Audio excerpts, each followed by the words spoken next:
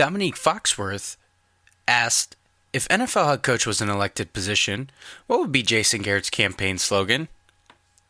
To which Mina Kimes replied, he wouldn't need one because late in the game, he inexplicably decided not to run. Oh, okay. A tweet from the Dallas Cowboys. Watch every catch that Amari Cooper made in his debut with the Dallas Cowboys during Tennessee versus Dallas.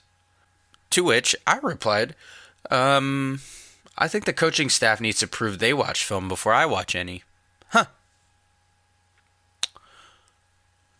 ESPN's Trey Wingo tweeted, essentially Jerry Jones has really been the GM since 1996. His record building the team is 187 and 173 in the regular season and 3-9 in the postseason. Ownership equals job security. Cool. Trey Wingo during the game also tweeted, Ezekiel Elliott had 96 total yards in the first half, and then touched the ball 6 times in the second half. The Titans didn't keep Zeke in check, the Cowboys kept Zeke in check. And that's ridiculous. Also, cool. Ruben Frank tweeted, the Cowboys have scored 20 or fewer points in 12 of their last 16 games. Cool. Brian Baldinger, who broke down some film, broke down a play in which the Dallas Cowboys ran a counter Trey without ever blocking the defensive end whose backside. He even states, in fact, no one in Texas high school football runs this play. Not blocking the defensive end backside is the most basic fundamental to this play. To which I reply, cool.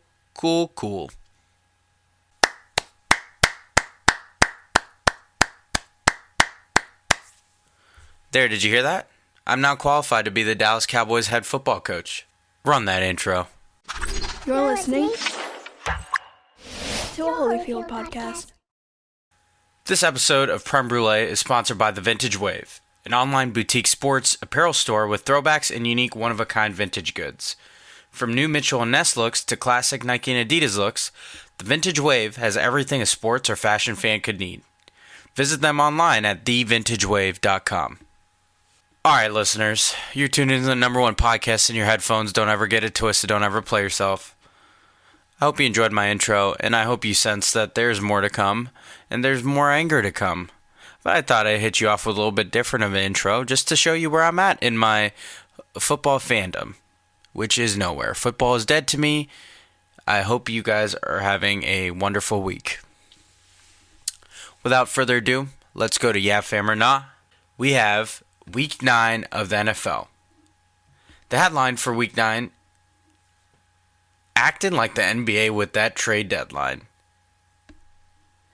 In addition to that, we have a sub-headline of some big-time matchups. Okay, so back to the trades. It seemed like this was the year of the wide receiver. Golden Tate went from the Detroit Lions to the Philadelphia Eagles for a third-round pick. Wide receiver Demaryius Thomas, formerly of the Denver Broncos, is now a Houston Texan in exchange essentially for a fourth-round pick. The team swapped seventh, but whatever.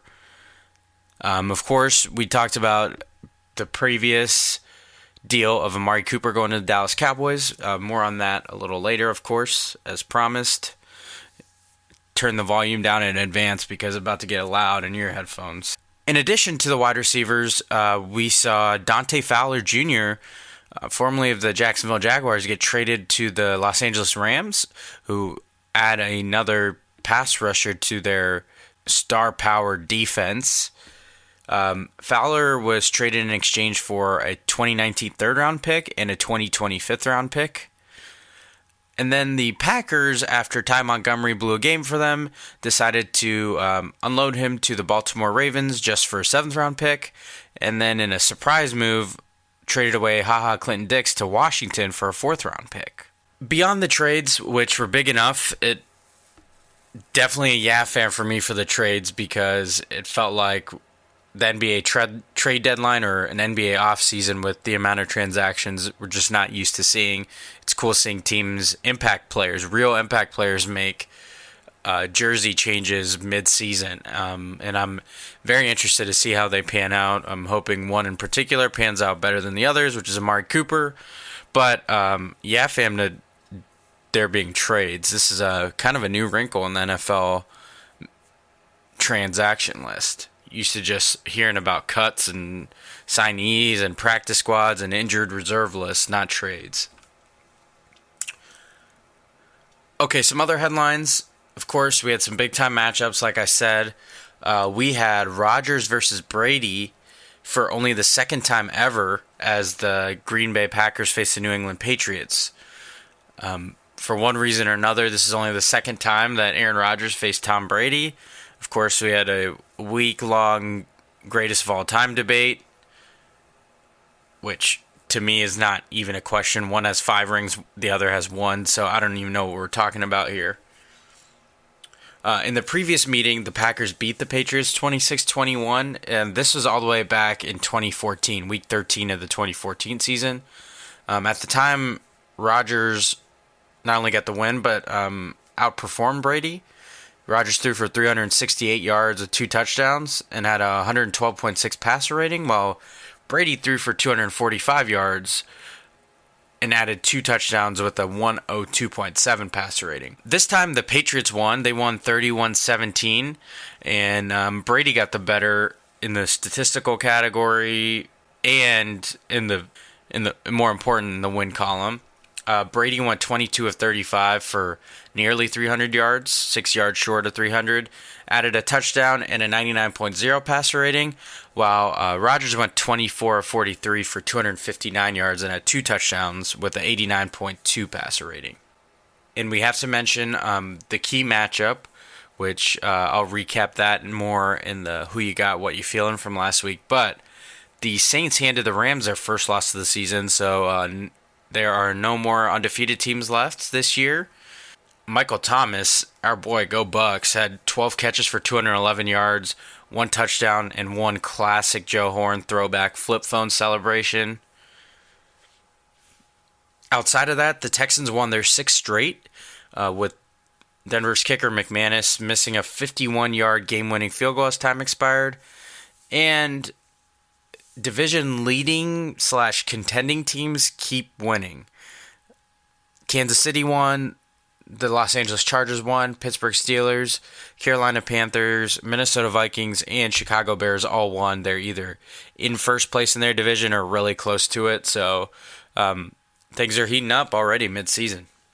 This week in general was a yeah fam. Already went over the trades. That made it exciting enough, but to get big matchups like Brady versus Rodgers and that Rams-Saints game did not disappoint. I'm a huge yeah fam to this past week, minus what I'll be talking about later, but for right now, let's keep the blood pressure down. And yeah, I really dig this past week in NFL. Okay, before I get back to the NFL, I wanted to go over a little college football playoff. And my yeah fam or not for this week was yeah fam or not to Michigan running the table and still being on the outside looking into the college football playoff. Is there a realistic chance Michigan doing what they need to do and still being left out of the college football playoff? Michigan is coming off a dominating win against Penn State, 42-7, and that 7 by Penn State was in complete garbage time. They have 2 very easy tune-up games before the game, the rivalry, heading to Columbus to face Ohio State. They play Rutgers and Indiana before heading to Columbus. Listen, I know I'm a hater, but this is absolutely a yeah fam. Just speaking realistically, it absolutely is possible that Michigan could be on the outside looking in as a Big Ten champion, 1-loss team. If Alabama were to lose to Georgia in the SEC championship, essentially like last year's situation, there's no way Bama gets left out of the playoffs. And then the College Football Playoff Committee is likely including an SEC champion, Georgia. That would probably leave Michigan looking at number 5, likely, assuming Notre Dame keeps handling business, the 2 SEC teams, and assuming Clemson keeps handling business, because why wouldn't they? So basically, if you're a Michigan fan, first of all, why are you one, and why are you the way you are? But if you are one of those fans of that team up north, you basically, and everyone else needs to root for Alabama to continue handling business, and preferably for your sake, Notre Dame dropping a game. Because Notre Dame with a loss is out of the college football playoff picture, and you probably need a little assurances, just in case that SEC situation happens, which I just don't think it will. So I'm a Yeah fam. I know everybody's going to call me a hater, which I am. I'm the king of petty, Tom Petty, all the Petties, Bryce Petty, every single one of them. But there is a realistic chance, and I think, first of all, Michigan can only control what they can control, which is to continue to win. But it'd be wrong to say they're in control of their own destiny, because right now they just flat out aren't. They just need one other thing to happen. The immediate thing could be Notre Dame losing. That would enable them to know that they can win out and still get in. Okay, and the last Yeah Fam or Not gets back to NFL. We'd be stupid not to cover the Le'Veon Bell saga, because of course he is approaching the deadline, the November 13th deadline, in order to be eligible to play. Previously, it was kind of reported that if he didn't show up by November 13th, the season wouldn't count and we'd essentially be back at square one. But I think there's been some clarification and some digging into the contracts. And November 13th is strictly if he wants to play this season. He would not be permitted to even see the field if he doesn't show up by then. But he's likely still going to be a free agent before this time next season. I wanted to do a Yeah Fam or Not on whether everything he's done with sitting out so far would be ruined if he were to come back. So Yeah Fam or Not, if Le'Veon Bell returns to the field in 2018, does it undermine everything he's done? And I am absolutely on the side of Yeah Fam. He's sat out this long, made a statement. I think if he comes back now, it lessens the point he was making and lessens the stance he was taking. So I feel as though Le'Veon Bell should continue to sit out. And I know Steelers fans were originally upset about that, but they can't seem too upset after seeing how well James Conner's been doing. A couple numbers to keep in mind that were pointed out by ESPN's Trey Wingo. They are the two numbers, $30 million and $45 million. So $30 million is what the Steelers offered Bell in guaranteed money this past offseason, trying to sign him long term. Now, $45 million is what Todd Gurley got guaranteed from the LA Rams, setting essentially the standard for running backs. So Le'Veon Bell before next season, getting closer to $45 million means all this is worth it. But him turning down that $14 million to essentially get the same deal that Pittsburgh offered him, if he were to get that next offseason, that is not really making the point he was setting out to make. Now, he may counter if he were to get that guaranteed money, knowing that he didn't want to play under the franchise tag, and that's enough of a point he made by sitting out. But we all know that he needs to be closer to $45 million for this to have made any sense and this to have been worth it, especially with how great his replacement's done. So that's it for Yeah Fam or Nah. And you know what's building. It's been brewing. You heard the intro. More on that in a little bit. I promise to stay positive at least for a little bit, but I will get to the negativity, rest assured. Okay, my likeys for the week are short and simple. First likey, Vegas having a disastrous weekend of sports betting. So before the late afternoon NFL games even kicked off, betting books from Nevada to New Jersey were taking a huge hit on one of the betting public's best weekends. So Nevada industry sources estimate that the sports books lost in the range of $7 to $10 million overall on Sunday. In the early games, the books found themselves holding lopsided betting action on matchups featuring the Minnesota Vikings and Pittsburgh Steelers. And those were two popular picks that easily covered the spread. And the writing was really on the wall after the Kansas City Chiefs sealed it by running away with their game against the Cleveland Browns. That was definitely the heavily bet favorite on the board Sunday. So this is a huge likey, because why are we supposed to feel bad for the sports books? They take enough of our money. Good for you, degenerates. Way to get a victory this weekend. I'm happy for you guys. Although it's not going to stop you from being degenerates, it's probably going to entice you even more. But hey, who am I to judge here? My second quick likey is to the Miami Heat in their new Miami Vice night jerseys. So many flames. So many flamey cakes. If you haven't got a chance to check them out, they had their Miami Vice jerseys last year, the white version. They released a black version of the same jersey. It is absolutely beautiful. Might need to get me a Dwayne Wade version of it. Okay, on to the negativity. My no likey goes to people making a huge deal about Michael Thomas' celebration. The Joe Horn, ode to Joe Horn with pulling out the flip phone from under the goalpost padding. Yes, it was stupid. Yes, poor timing. The Saints were trying to seal a game. This came after a touchdown that put them up 10 at the end of the game. But they won, guys. Get over it. He doesn't usually do this. Let's be like Frozen. Let this shit go, okay, guys? Michael Thomas stays quiet all the time, throws a little homage to Joe Horn, a former Saints receiver who loved it, by the way. I mean, what are we really talking about? With all the distractions everywhere, Michael Thomas handles his business and balls out, having one of the most historic starts to a career. Leave him be. It's one mistake. It didn't end up costing them. Just let it fucking go. Okay, I got a little warm-up hate it here.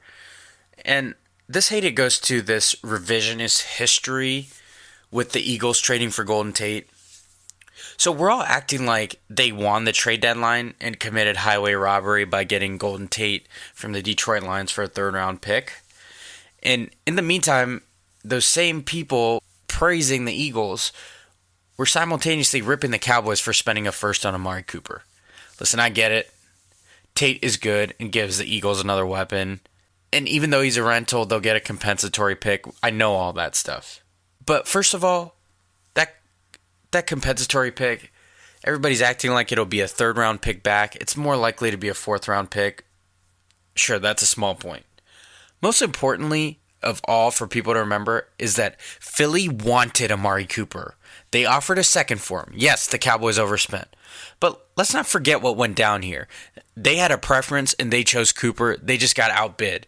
Maybe stupidly outbid, but doesn't change the fact that this is a revisionist history. And if they got their way, Golden Tate wouldn't even be part of the fold. So get the fuck out of here with that. Before I get back to this hellhole of a team in Dallas, I wanted to cover the Ohio State Buckeyes sucking. They narrowly won against Nebraska 36-31 after a bye week. And it doesn't get any easier for them. They play Michigan State next, then face Maryland before having to play top 4 team Michigan in Columbus to finish the season. This team is not good, and it never was more apparent than a flat performance after having 2 weeks to prepare following a disappointing loss to Purdue. We might be in serious trouble here, Buckeye Nation. I think everybody senses it, and everybody's pretty worried for the next 3 games. Maybe it would have felt better if everybody did their job and actually fucking prepared over a bye week, but maybe that was too much to ask. Okay, let me get a warm-up. Since I auditioned to be a head coach, let me get this going again. See, I'm just like Jason Garrett. Jerry hired me up, okay? I can clap for stupid shit just like the Cowboys threw out there on Monday Night Football. Hate it goes to the fucking Dallas Cowboys. Listen, I wonder what it's like being a fan of a team that makes you feel like you actually have a chance at winning. Instead, I have Jason Sir Claps-a-Lot Garrett and Scott Linehan's dumbass calling plays. Scott Linehan, who runs a jumbo set with 3 tight ends to run the ball, but then spreads it out empty when he's passing the ball. Not much mystery there, is there, Scott? If the plays are that predictable that I can point them out at home, I wonder if an opposing coach whose job it is to scout could point them out. Let's fucking think about this, guys. You had 2 weeks to prepare for a team in the Tennessee Titans that was on a 3-game losing streak, coming off a stupid decision to go for 2 to win a game in London and having to sit on that loss. The Dallas Cowboys defense is over here calling themselves the fucking Hot Boys, and gives up 11 out of 14 third down conversions to Marcus Mariota. People who are questioning whether he should even be a starter anymore just got it confirmed by throwing the ball like Tom Brady or Joe Montana out there against a team that nicknames itself. Are you fucking kidding me?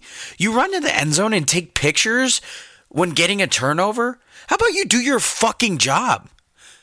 You call yourselves the Hot Boys, you're celebrating menial shit, and then you give up over 75% on third downs? How about you get off the fucking field on third down first before you start celebrating any goddamn thing?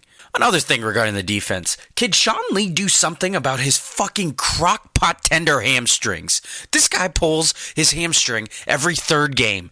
I am so sick of it. He's such a good player, but the Cowboys had to draft a middle linebacker in the first round last year just because Sean Lee is prone to injury. That is ridiculous to me. The good news is, they don't have good news for a first-round pick because they traded away their first-round pick for Amari Cooper in a team that's not even going to make the playoffs. Congratulations, Oakland Raiders. You get probably 2 top 10 picks. One, the number 1 overall is probably your own, and another one from the Dallas Cowboys who fucking suck. Then we have the offense, who, following a turnover, commits one of their own. Dak Prescott throwing an interception in the red zone because he decided pre-snap where he was going, checked out of a play, and forced one to Amari Cooper in double coverage. And then he adds another turnover in the form of a fumble that led to a touchdown. So this guy is just the franchise quarterback, right? Yeah, Jerry Jones, just because he's being criticized, then because of his stupid-ass ego, doubles down and already is talking about an extension for Dak Prescott. Listen, we don't even know if he can lead this team. All we have is one great season, a rookie season where nobody had tape on him, and now we have 2 more seasons where there is tape on him, and he's flat out fucking sucking. But yeah, Jerry, you go ahead, keep Sir Claps a lot, and you keep doubling down on stupid-ass takes, keep doubling down on stupid-ass transactions, and continue this endless cycle of mediocre bullshit. It's just so that us fans can lose years off our life while you live forever, clearly, and get to act a fool and be a fucking idiot with no success to show for it. Then you have the Tennessee Titans, who get a turnover and then proceed to celebrate on the star like they're Terrell Owens on the 49ers, and only one goddamn player comes to shove them off the star, Byron Jones. The whole goddamn team should be pushing the Titans off the star. There's no one else that was there with Byron Jones. You take that 15-yard penalty every fucking time. Have some fucking pride in your team. Instead, you let the Titans be dancing all over the damn star in your stadium while they dominate you on Monday Night Football and get a key win. And you go to 3-5 losing to stupid-ass teams. But yeah, you guys keep doing you. Keep calling yourselves the Hot Boys. Keep spewing the same shit after a loss like we have to get this right. Keep not giving the ball to your star player, Zeke Elliott. 96 yards in the first half. What does he get? 6 touches in the second half. You got to be fucking kidding me. Hey, but good news, Cowboys fans. Here are your next 5 games. At Philadelphia, at Atlanta, home versus Washington, home versus New Orleans, and home versus Philadelphia again. Good fucking news. Good job winning a game that you should have taken against the Tennessee Titans. Instead, you shit it away because you can't execute. You can't manage a fucking game plan in 2 weeks of preparation. These 2 teams of mine are going to drive me to an early death. Coming off of bye weeks, the Buckeyes and Cowboys. What do you have to show for it? Do your fucking job and prepare for a goddamn game instead of showing up flat. So sick of this. I wish Jerry Jones could fire himself, but it's impossible. Job security for life since he's the goddamn owner. Who let this guy be a GM? I wish there was a rule against it back in 1989, and I wish Jimmy Johnson would come back into that damn front office and boss his ass around again. I'm so sick of it. At least when Jimmy Johnson was there from 89 to 95, they're actually winning. Ever since Jerry Jones' bitch ass took over, he has nothing to show for it. And now we have fucking Jason Garrett clapping all day like a goddamn one of those damn monkey toys with the cymbals. Get the fuck out of here. This team is fucking garbage, and if I wasn't so goddamn loyal, I would have been off this damn bandwagon. I can't believe I have to watch this every fucking weekend. I get excited for this every fucking fall, just to be disappointed again. This exhausting mediocrity, just so exhausting. This life-sucking mediocrity that Jerry Jones has established and Jason Garrett continues. All because they can't make a goddamn adjustment. They can't do a goddamn bit of their job. We're just fine with being okay. As long as Jerry makes money, that's it. No winning. Who gives a shit about that, right? Football is dead, guys. It is absolutely fucking dead. Usually I have the Buckeyes to save me. They suck this year. The Cowboys always disappoint me. Getting gray hairs at too young of an age. We might as well transition out of that with more head coaching. Listen, I got this shit down. All I need is to loogie no spit like Jason Garrett, and I have a head coaching job. Jerry, hire me. I'll bring out a fucking Madden playbook that's more effective than this stupid-ass offense with Jason Garrett and Scott Linehan. Let's move on to Lottie frickin' Da. I'm sick of this bullshit. This dead-ass football season. At least basketball's back. NBA's back. College basketball started. Maybe they'll bring me some joy. Probably not, but it's wishful thinking. Okay, Lottie frickin' Da, the best of the worst. Who gives a fuck about any of this? These are all problems of fans that are actually doing well. At least they put up stats, unlike my teams. Anyway, Jared Goff is first up on Lottie frickin' Da because he went 28 of 40 for 391 yards, 3 touchdowns, just 1 interception, but nobody's exempt. First loss of the season, lost 45-35 to the Saints. All for nothing. You can put up all the stats you want, or you can put up no stats. A loss is a loss. Ask the Cowboys. For this next Lottie frickin' Da, I debated, should we be haters? Yeah, I think we should. We're king of the petty here. So, Adam Thielen, you are up, sir. 4 catches for 22 yards. You couldn't even break a measly tie for 8 straight 100-yard receiving games with Megatron. How dare you? What a sorry performance. Whatever, I'm a hater, but nobody's exempt. Lottie frickin' Da. Adam Thielen, 22 yards isn't cutting it. 4 catches isn't cutting it. Sure, you tied a record, but you didn't even break one. Whatever. That brings us to should they be worried? Our version of a panic, don't panic.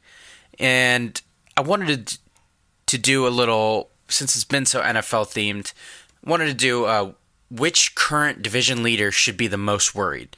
So I picked out the divisions that are really close, featuring some good teams. Obviously, nobody wants to hear about the shit NFC East, which, by the way, the NFC East is garbage, and the Cowboys couldn't even do anything about that. Everything in front of them with Washington losing and everyone being mediocre, yet they still lose to the Titans. Anyway, okay, so the divisions that are close. We have the AFC North with Pittsburgh being 5-2-1, narrowly above the Cincinnati Bengals at 5-3. The AFC West, which features the Kansas City Chiefs at 8-1, narrowly above the LA Chargers at 6-2. Then we have the NFC North with, surprise, surprise, the Chicago Bears 5-3 over the Minnesota Vikings, who are 5-3-1.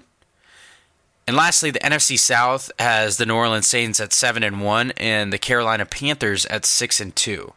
So which division leader should be the most worried? It's low-hanging fruit, but it's got to be the Chicago Bears. They're narrowly above the Vikings. I think the Vikings are starting to hit their stride. They're starting to get some offense behind them, minus this past game. I think their defense is playing light, starting to get back to it. The Bears have a great defense, but I just don't think their offense is ready for this next step. Not only that, they have some more tough opponents. The Packers are still looming behind with Aaron Rodgers. And the Lions could play spoiler as well. So I'm going with the Bears as being most worried out of the division leaders.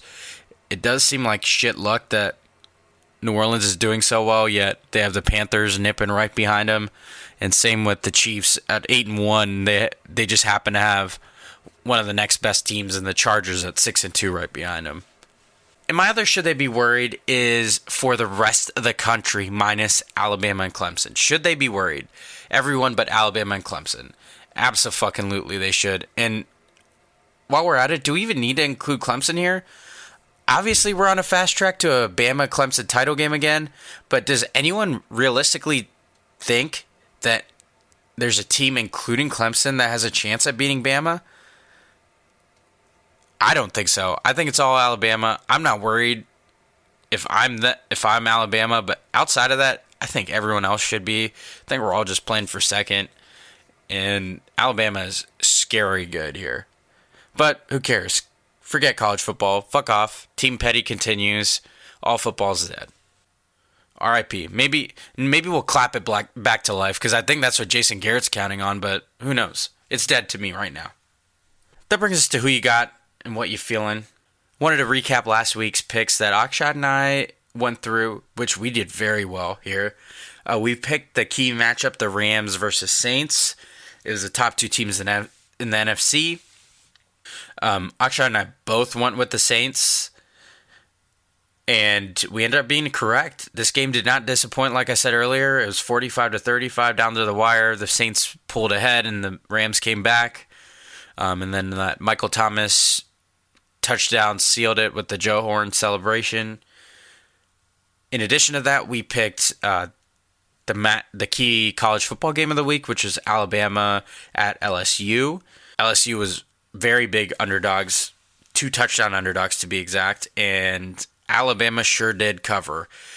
Akshat and I both picked Alabama, so did everyone and their mother, and Alabama ended up dominating. They won 29-0, and they seem on the fast track to the national championship and likely being national champions. They already know that they're facing Georgia in the SEC championship because, of course, the SEC has to play high school JV teams as tune-ups before their last few weeks of the season. Okay, this week, the NFL matchup I'm picking is the Thursday night game, actually, which is by far the best matchup in my opinion. It's the 6-2 Panthers visiting Pittsburgh and the 5-2-1 Steelers. This is a rare good matchup for Thursday, so lucky them.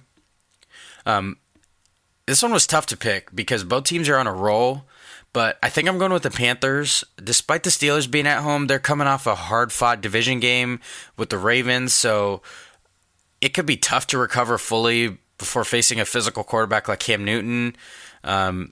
Newton with McCaffrey and company are a tough opponent, and they're one of those offense I would love to have because I just envy their fans knowing that at least they have a chance with that combination of people and the play calls that they whip out. For this week, no college football pick. The only ranked versus ranked matchups for Week 11 are Alabama playing Mississippi State and Clemson playing Boston College. Those aren't even worth picking. I'm over those picks, so no pick for this week. I won't even bore you with that. We talked about the wide receiver trades of the trade deadline a little earlier in Yeah Fam or Nah, but for the picks this week, I wanted to make my selection for the best wide receiver transaction. So we went over the ones earlier: Golden Tate, Amari Cooper, Demaryius Thomas. Also throw in Josh Gordon from earlier in the season being traded to New England for a 5th round pick. Out of the wide receiver transactions, I still got to say, value-wise, I love the Josh Gordon trade for New England. He's already proven useful for them, having a couple 100-yard games, and I think he could really benefit from the structure of the Patriots. It might end up being great for him.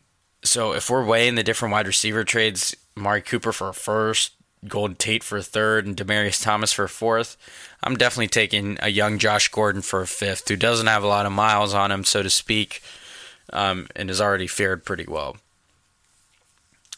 And as a follow-up, I wanted to talk about the best trades and worst trades. In addition to the wide receiver trades, which I like, anytime a team adds playmakers like that in an attempt to get better, I like that move.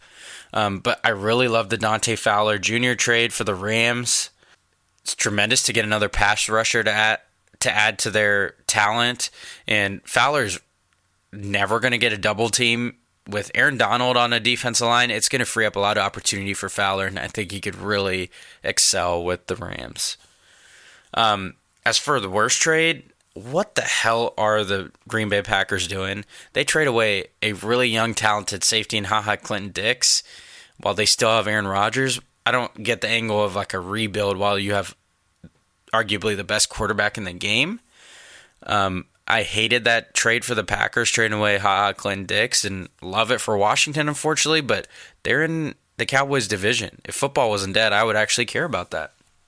And that wraps up the who you got portion of this. As for what I'm feeling, I definitely have to give a shout out to the missus. I know it's been an angry episode, but this is a nice note to end it on. But what I'm feeling this week is celebrating 10 years with my girlfriend turned fiance turned wife. You ever just think about how lucky you are? Because I sure do, and it's crazy that someone would stay for this ranting guy on a microphone for 10 years. Can you believe it? So I'm feeling that. And I like to wrap up every episode with my too much sense, the advice you didn't think you needed, but you're getting anyway. And it's way more than 2 cents worth. This week is a reminder more than anything. If you treat others like a second option, don't be upset when you don't come first for them. Never take people for granted who have given you no reason to be treated that way. You'll wind up devoting attention to those that don't truly matter. Keep that in mind. People that treat you well, don't take them for granted. And I think I see it too often.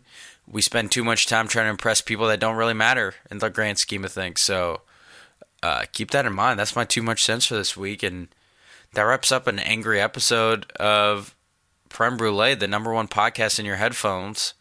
Don't ever get it twisted. Please, if you haven't already, subscribe, share it, get us some new listeners. And check out all of our other Holyfield content. We have some other great podcasts and some great reading and visual content for you to take a look at. So please support the Holyfield brand, and we'll chat with you for the next episode. Number one podcast in your headphones, Creme Brulee.